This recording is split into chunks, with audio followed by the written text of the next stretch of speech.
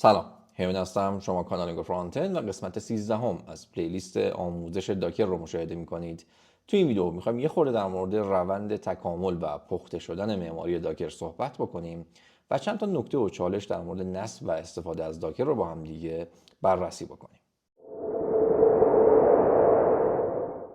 سرآغاز داکر برمیگرده به 10-12 سال پیش، یعنی جایی که آقای سولومون هایکس یک شرکتی رو تأسیس میکنه به اسم دات کلاود و تو این شرکت محصولی رو دیولپ میکنن به اسم DC که قرار بود برای ما کانتینر ایجاد بکنه. کاری که تو این پروژه انجام شده بود این بود که LXD و AUFS رو با هم دیگه ترکیب کرده بودن و یک رپر یا پوسته پایتونی هم دورش کشیده بودن و از طریق این ابزار ما میتونستیم کانتینرهامون رو اجرا بکنیم. AUFS یک پیاده سازی از یونیون فایل سیستم یا فایل سیستم لایه‌ایه که در موردش صحبت کردیم. LXD هم یک ابزار ساخت کانتینرهای مشخصا لینوکسیه و بیشتر رو سیستم کانتینرها متمرکزه. این نکته هم فکر کنم یادم رفته بگم که ما تو فضای کانتینری دو تایپ کانتینر داریم. یکی اصطلاحاً سیستم کانتینره که در واقع کار اصلیش آیزوله کردن یک OS کامله، یعنی خیلی شبیه VM ولی در واقع کانتینره. اپلیکیشن کانتینرها که ما خیلی روش متمرکز میشیم عموما دنبال آیزوله کردن پروسسن. LXD به ما این امکان رو میداد که سیستم کانتینرها رو بسازیم و ازش استفاده بکنیم، اما یک مشکل بزرگ داشت. این بود که کاملا وابسته و اصلا بر اساس لینوکس بود، یعنی برای لینوکس بود، یعنی به غیر از لینوکس شما نمیتونید ازش استفاده بکنید. این یک چالش بود برای دات کلاود. در کنار این دات کلاود داشت از یک ابزاری استفاده می‌کرد که مال خودش نبود و یک بیزنس رو روش سوار کرده بود. اینها نگران این بودن که مشکلی و یعنی خیلی هم خوشنام البته نبود الکسی تو اون دوره و چالش‌هایی روش بود. اینها هم نگران بودن که تو بلند مدت LXD یه ذره اذیتشون بکنن. روی این حساب تصمیم گرفتن که LXD رو ریپلیس بکنن با یک چیزی که خودشون نوشتن به اسم لیب کانتینر و اساسا ریبرند کردن به چیزی که اسمشو گذاشتن داکر. داکر از نظر لغوی همون داک ورکره، یعنی کسی که مسئول تخلیه و بار زدن کشتیه و تو این فاصله هم اسم نرم افزاری شده بود که لیب کانتینر و AUFS رو هم ترکیب کرده بود و ما میتونستیم ازش برای ساخت کانتینر هامون استفاده بکنیم و گفتیم که تو این دوران به شکل انفجاری رشد کرده بود و کاربرهای زیادی اومده بودن سمتش و این حجم زیاد از کاربر با خودش هم درخواست‌ها و نیازهای زیادی برای اضافه شدن ویژگی جدید به پروژه مطرح کرده بود و تیم داکر هم با سرعت زیادی داشت این ویژگی ها رو به پروژه اضافه می‌کرد. اما چالش این بود که چون ساختار پروژه به شکل مونولیتیک بود و به شکل یک پارچه بود و همه چی با هم بود، هرچی ویژگی به این پروژه اضافه میشد در واقع داشت ساختار پروژه رو چاق‌تر و سنگین‌تر می‌کرد و این شکلی هم نبود که مثلا بگیم که این ویژگی از داکر رو نمی‌خوایم یا به جای این ویژگی می‌خوایم از یه چیز دیگه‌ای استفاده بکنیم. از یه طرف هم کوبرنتیس اومده بود که داکر رو ارکستریت بکنه و کانتینر رانتایمی که استفاده میکرد همین خود داکر بود و خود داکر با خودش هم ارکستریتور داشت، یعنی شما وقتی که داکر رو نصب میکردید ارکستریتور رو هم داشتید، از اون طرف هم ابزار دیگه‌ای رو هم برای ارکستریت در واقع استفاده میکردید. اینها چالش‌هایی بودن که تو این فضا مطرح بودن. تو ویدیو قبلا گفتیم که کور او اس خیلی با این فضا حال نمی‌کرد، یه سری کارا کرد، یه سری اسپک ها نوشت. اما همونطور که تو ویدیو قبلا گفتیم OCI نتیجه تلاش کامیونیتی و مشخصا خود داکر برای بهبود ساختار و معماریش بود. یعنی در واقع چیزی که به اسم OCI داریم میشه گفت بهبودهایی که رو معماری و ساختار داکر اتفاق افتاد و بعدش استاندارد شد و بقیه ازش تبعیت کردن و ما نهایتا رسیدیم به معماری که امروز به عنوان معماری جذاب داکر میشناسیم. معماری مدرن داکر به صورت کلاینت سروری، یعنی به شکل کلی ما با دو تا مؤلفه کلاینت و سرور سر و کار داریم. برای استفاده از داکر غالبا بایستی بیایم به سایت docker.com و نرم افزار داکر دسکتاپ رو برای پلتفرم خودمون دانلود و نصب بکنیم. نصب سرراستی داره تو سه تا پلتفرم و صرفا چند تا نکته رو من مطرح بکنم. یکی اینکه تو ویندوز قاعدتا شما بایستی WSL یا ویندوز ساب سیستم فور لینوکس رو برای اجرای کانتینرهای لینوکسی نصب بکنید قبل از نصب خود داکر، چون از قبل هم گفتیم ما وقتی داریم از کانتینرها استفاده میکنیم عملا داریم از امکانات کرنل سیستم عامل هاستمون یا سیستم عامل ماشین اصلیمون استفاده میکنیم. این خودش یک نکته مهم داره. ما گفتیم با داکر میتونیم کانتینرها یعنی ویندوزی هم اجرا کنیم، یعنی از طریق داکر ویندوز پرووایدر یا داکر مایکروسافت پرووایدر میتونیم کانتینرهای ویندوزی اجرا بکنیم. اما نکته اینه که تو مک ما نمیتونیم کانتینرهای ویندوزی داشته باشیم. تو خود ویندوز میتونیم هم کانتینر با داشتن WSL کانتینرهای لینوکسی و کانتینرهای ویندوزی رو اجرا بکنیم. و نکته دیگه این که چون ما تحت تحریمیم، برای استفاده از داکر و مخصوصا داکر هاب که ایمیج ها رو دانلود کنیم نیاز مبرم به VPN داریم. اگر VPN درست حسابی دارید خب غالبا مشکل خاصی نیست، اما اگر VPN درست حسابی ندارید پیشنهادم استفاده از ابزارهایی که مبتنی بر DNS سعی می‌کنن این تحریم ها رو برای ما دور بزنن که دو تا از شناخته شده ترین این ابزارها شکن و 403. اما به هر حال با نصب داکر رو سیستم ما در واقع داکر دایمون یا داکر انجین و متعلقاتش برای ما نصب میشه. در کنارش یک کامند لاین تولز یا یک کلاینتی هم برای ما نصب میشه که ما از طریق این کامند لاین اپلیکیشن دستوراتمون رو به سرور یا دایمون یا انجین داکر انتقال میدیم. در کنارش ممکنه که ما یک داشبورد رو هم داشته باشیم که تو این داشبورد هم میتونیم یک سری دستورات به داکر دایمون ارسال بکنیم و اون هم به ما پاسخ بده. برای اینکه معماری داکر انجین رو بررسی بکنیم راحت تر اینه که ما از سطح پایین یا از سطح لو لول شروع بکنیم و این نکته رو یادآوری بکنیم که گفتیم وظیفه کانتینر ران تایم ها اینه که ایمیج های ما که به شکل یک سری فایل های کمپرس شده هستن رو آنزیپ یا آنپک بکنن و اون دستور و کامند ما رو اون بستر اجرا بکنن. در پایین ترین سطح معماری داکر انجین ما یک مؤلفه داریم به اسم رانسی که در واقع کانتینر ران تایم ماست.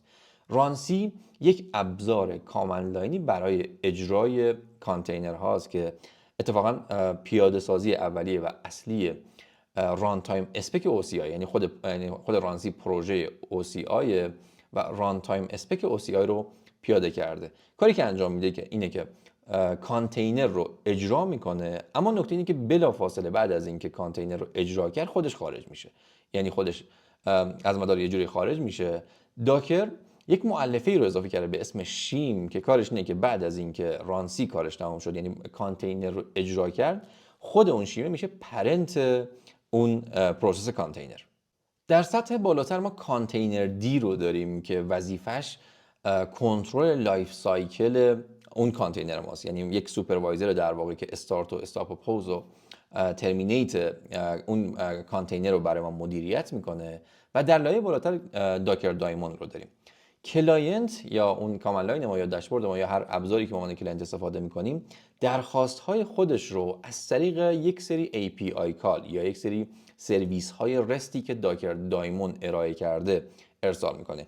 یعنی شما وقتی دستور داکر رو یا دستورات داکر رو مینویسید، این دستورات تبدیل میشه به یک سری سرویس کال های HTTP و به شکل رست و داکر دایمون درخواست ها رو که دریافت کرد از طریق gRPC با کانتینر دی ارتباط میگیره و دستورات ما رو اجرا میکنه. یعنی این یکی از زیبایی های به نظرم دیزاینه که اون کلاینت از طریق سرویس های HTTP یا سرویس های رست با دایمون ارتباط داره، دایمون خودش از طریق gRPC با کانتینر دی ارتباط میگیره و کانتینر دی هم به رانسی درخواست میده که اون کانتینر ما رو اجرا بکنه و گفتیم که شیمه کارش اینه که میشه پرنت اون پروسس. این شیمه یکی از مزیت‌های خیلی خوبه داکره، چون این شیمه با کانتینر دی در ارتباطه و پرنت کانتینره. ما اگر دایمونمون رو مثلا استارت استاپ بکنیم یا ریستارت بکنیم تأثیری تو اجرای کانتینر نداره. به این دلیله که ما میگیم که میتونیم به شکل دایمون لس کانتینر هامون رو اجرا بکنیم. چیزی که گفتیم رو با مثالی که تو ویدیو قبلا اجرا کردیم جمع‌بندی بکنیم. ما دستوری که اجرا کردیم گفتیم داکر ران داش آیتی و آلپاین و شل.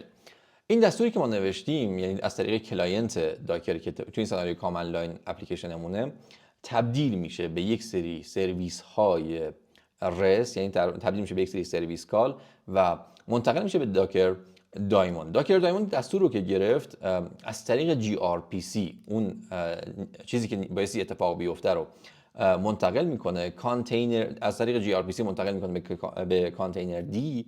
کانتینر دی هم از رانسی میخواد که کانتینری که مد نظرمون هست رو اجرا بکنه. رانسی هم بلافاصله کانتینر رو اجرا میکنه و خودش خارج میشه. بعدش شیم میشه پرنت اون کانتینر و پروسسه. حالا کانتینر دیه میتونه اون رو استارت و استاپ کنه و منیج بکنه. یعنی وقتی که من این رو اینتر بزنم به اینجا میرسم.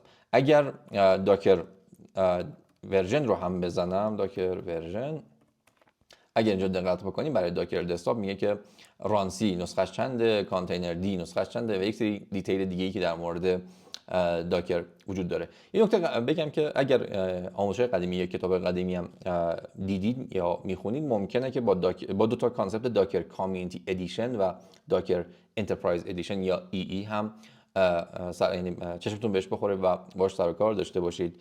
از یه جایی بعد داکر کلا ما قبلتر یه داکر کامیونیتی ادیشن داشتیم که نسخه در واقع اوپن سورس و نسخه رایگان بود و یک انترپرایز ادیشن داشتیم. از این جایی بعد انترپرایز ادیشن رو یک شرکت دیگه میرانتیس اگه اشتباه نکنم خرید و کلا شد یک محصول دیگه و اونها اصلا بردن کار خاص خودشون رو انجام دادن و خود داکر شد داکر دسکتاپ که چیزیه که ما ازش استفاده میکنیم. این چیزایی که در مورد داکر انجین گفتیم رو اگر تو ذهنتون باشه، احتمالاً تو ادامه راحت‌تر بتونید رفتار داکر رو هم پیش بینی بکنید و احتمالاً اگر مشکلی باشه دیتکت بکنید. آماده باشیم که از ویدیو بعد بریم سراغ ساخت ایمیج ها. اما نکته آخری هم که میخواستم تو این ویدیو در مورد صحبت بکنم اینه که کار با داکر حجم زیادی از اینترنت میخواد، یعنی چون هی باید ایمیج دانلود بشه، احتمالاً ایمیج پوش بشه و چیز این شکلی. اگر تمایل ندارید که همه اینا رو سیستم خودتون اتفاق بیفته یا اینترنت احتمالاً گرون دارید یا اصلا کلا میخواید به شکل کلودی از داکر استفاده کنید، یک ابزار بسیار بسیار خوب داریم به اسم پلی ویت داکر که یک سایتیه که به ما یک سری اینستنس های داکری رو میده و ما میتونیم دقیقاً هر چیزی که مد نظرمون هست که رو سیستم خودمون باشه اینجا هم اجرا بکنیم. تمپلیت هم داره که میتونیم منیجر و ورکر هم داشته باشیم که اینو بیشتر بحث ارکستریشن و بحث سوارمه که تو ادامه احتمالاً بهش برسیم. اما اگر بخوام ازش استفاده کنم، بعد اینکه لاگین کردم با همون در واقع کردنشیال داکر لاگین میکنه، یعنی بایستی حتما تو سایت داکر و داکر هاب اکانت داشته باشید. یعنی اگر سایتش رو ببینیم پلی ویت داکر و این رو اگر باز بکنیم لاگین داره و شما میتونید لاگین بکنید با اون اکانتتون. لاگین که کردید میاد به همچین صفحه‌ای و اینجا میتونید اینستنس بسازید. مثلا من الان یک ماشین ساختم، این ماشین الان همه چی روش نصبه. همون دستوری که اینجا نوشتم رو میتونم بگم که داکر run it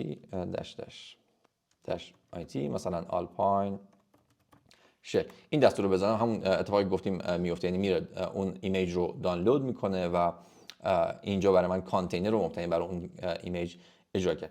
ابزار خیلی خوبیه، یعنی خیلی احتمالاً بیایم سمت این و یک سری چیزا رو اینجا تست بکنیم و یکی از مزایاش اینه که رو خود لینوکس و خیلی از یعنی چون فضای کامل لاینی اینجا احتمالاً راحت‌تر هم بتونیم ازش استفاده بکنیم. اگر نکته سوالی بود خیلی خوشحال میشم تو کامنت ها ببینم، ولی تو ویدیو بعد میریم سراغ، یعنی عملا میریم سراغ خود داکر و با مفهوم ایمیج و بررسی خود ایمیج ها تو داکر، شیوه ساختش و مدیریتش شروع میکنیم. بعدش میریم سراغ کانتینرها. مرسی که بودید، امیدوارم به کارتون بیاد. اگر نکته یا سوالی هم بود خیلی خوشحال میشم تو کامنت ها ببینم. متشکرم.